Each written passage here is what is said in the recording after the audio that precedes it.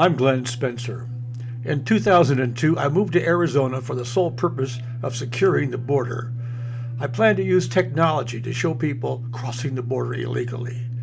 I got the idea from Muriel Watson, the lady who used automobile headlights to call attention to the border problem and got the first wall built.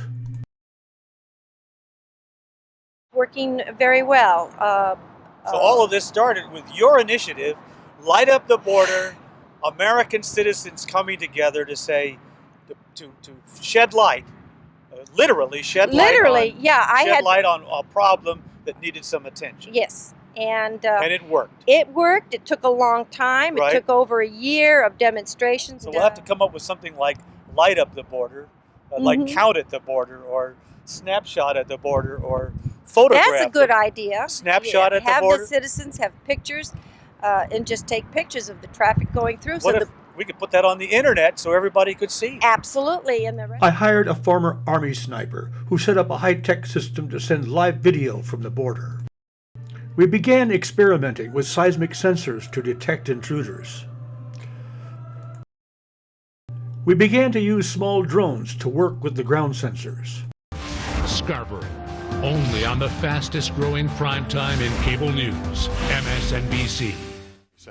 One Arizona organization is testing an unmanned reconnaissance plane on the U.S.-Mexican border to monitor illegal immigrants entering the U.S., but there are some area residents who say the drones invade privacy and foster poor cross-border relations. Joining us now from one of the busiest border crossings, the president of a group that identifies itself as American Border Patrol, Glenn Spencer. Glenn, thanks for joining us. Sure, Lester, it's a pleasure. I think what we're talking about here is a drone, is that correct? That is correct. We have an unmanned aerial vehicle, Lester, that is right behind me right now. We're about ready to launch it, and we're going to be showing the people, your audience, what it can do. In conjunction with a series of sensors that we're planting on the border, we can find and report to the Border Patrol just about everybody who crosses that border. Well, why don't you go ahead and launch it here, and we can talk a little bit. It looks like about a 6-foot plane or so, roughly, right? Yeah. Yeah, go ahead, Jerry. Let's launch the bird. And that's got a camera on it. Yeah. Now we go here, and actually we're live on the internet at the same time we're live with you, and you can see this airplane make a turn into the border region. Okay, we're looking at the live. We're looking at the live feed then coming from the plane. That is correct. This is the live feed coming from the plane. It's about to fly over the San Pedro River as it just passes north into the United States.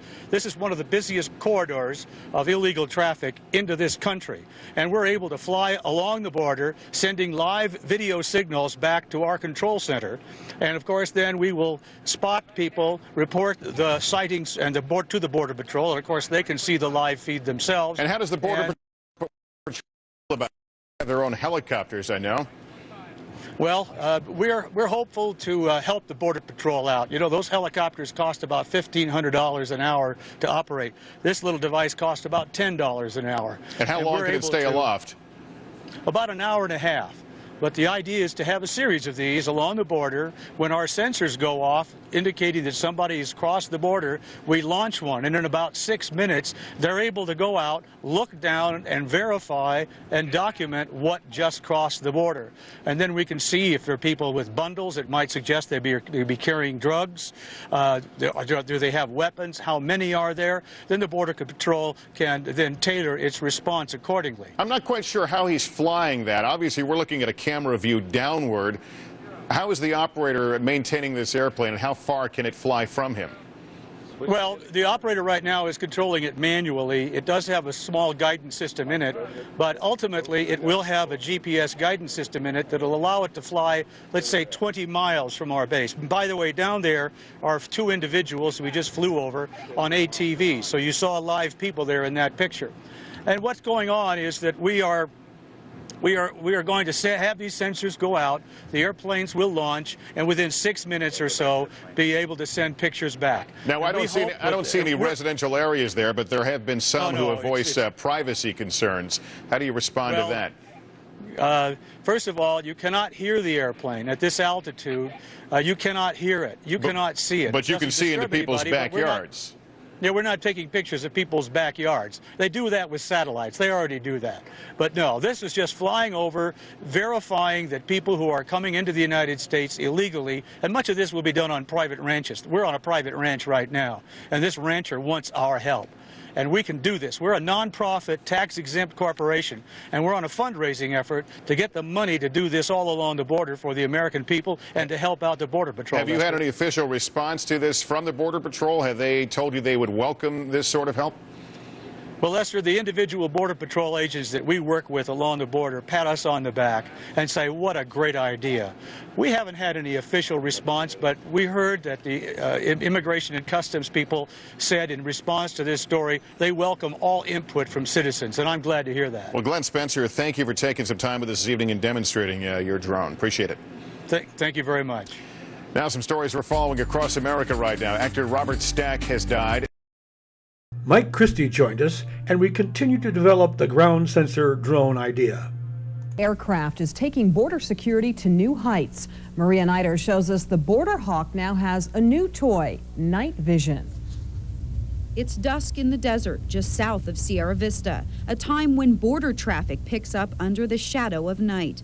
But now the American Border Patrol has built the Border Hawk, an aircraft that sees through the darkness with an infrared camera to search and record foot traffic.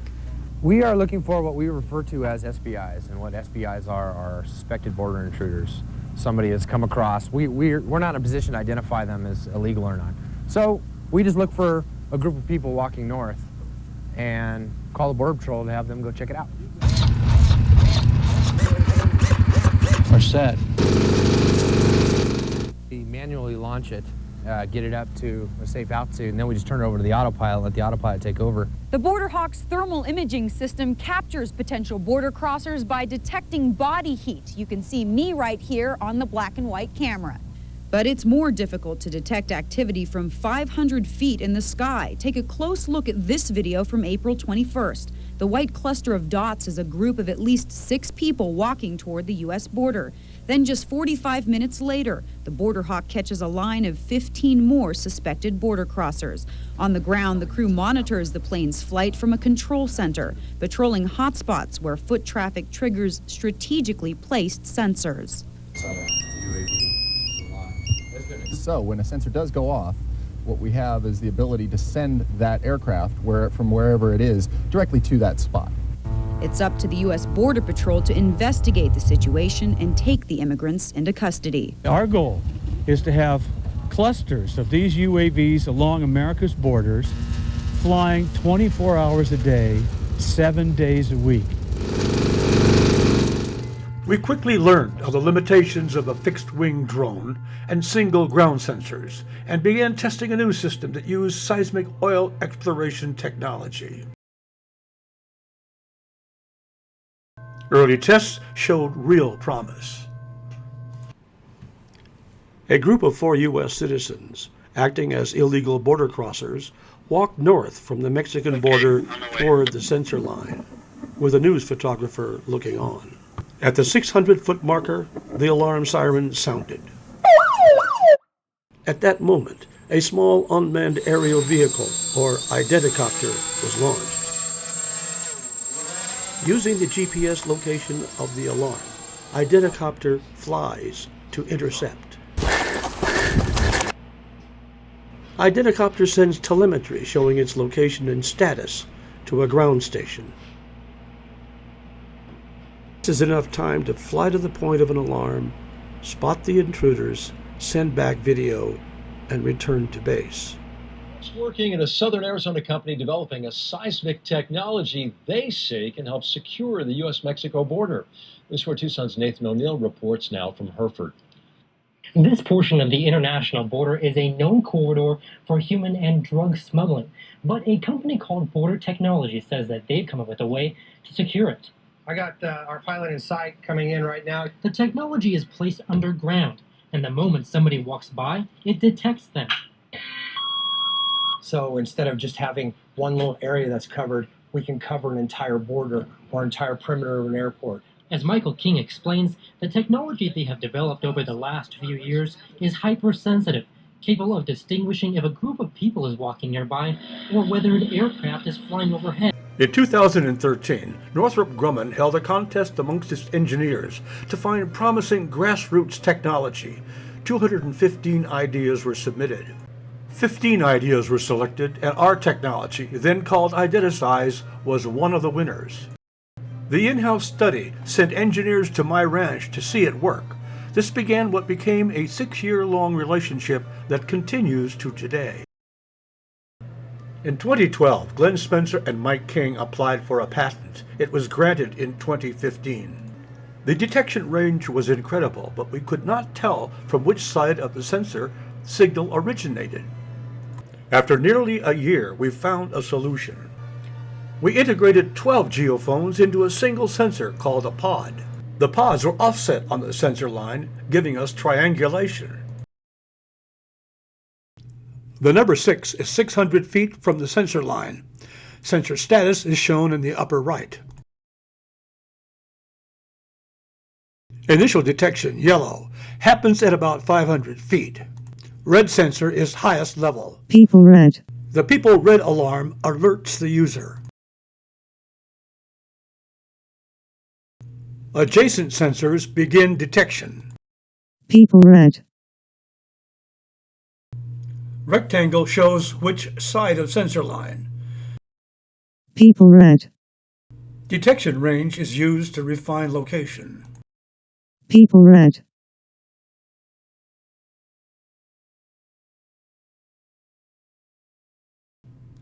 The rectangle becomes a square as the test subject passes the sensor line. It becomes a rectangle again. Location is used to direct a drone. People red.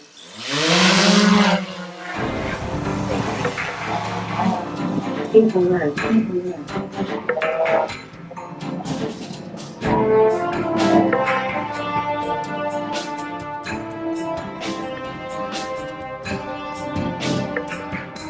People red.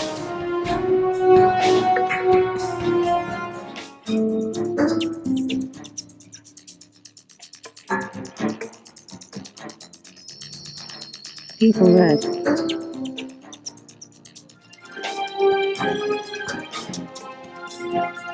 This new technology picks up if a person, car, or animal is walking along the border. And once it does, a signal is sent and the drone takes off. Solar powered, out of sight, can run any length of the border.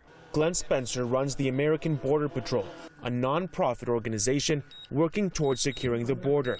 Spencer says their technology uses a sensor that can detect a person from 500 feet away. Since we know we can detect people out there, we then married it to a drone. That when we get a detection, we launch a drone to send video back of what it saw. Spencer says this technology would be beneficial to the government and would come at a fraction of the cost of building a border wall. We estimate with the drone and everything, $150,000 a mile, compared to $7 or $8 million a mile for a wall or a fence. The American Border Patrol says although the system doesn't necessarily replace a real wall, it can perform like a virtual wall by assuring detection and apprehension.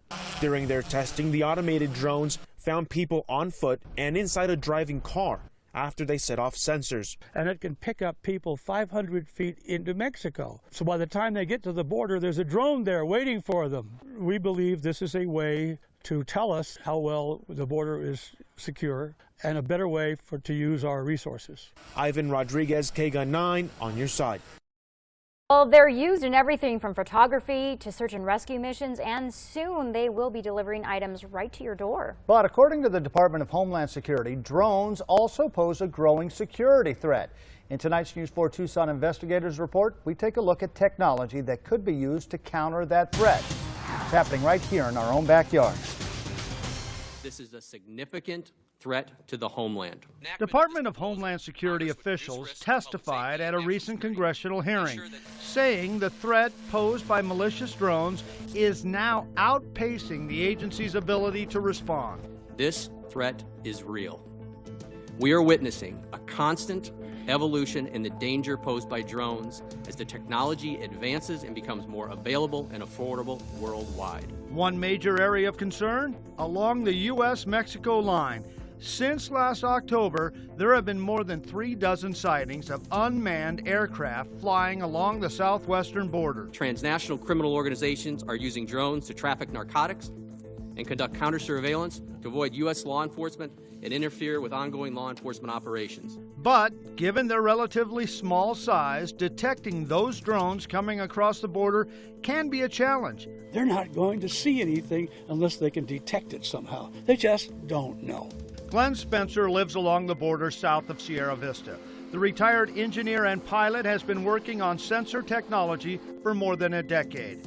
More recently, he's been working with defense contractor Northrop Grumman on a way to detect drones coming across the border. I'm pretty confident that the technology exists to, number one, detect them, and number two, I believe there's a way to disable them. In fact, last month, Spencer was selected to remotely demonstrate his anti-drone technology at an exhibition in Las Vegas. It's technology that he believes is vital to keeping the homeland safe.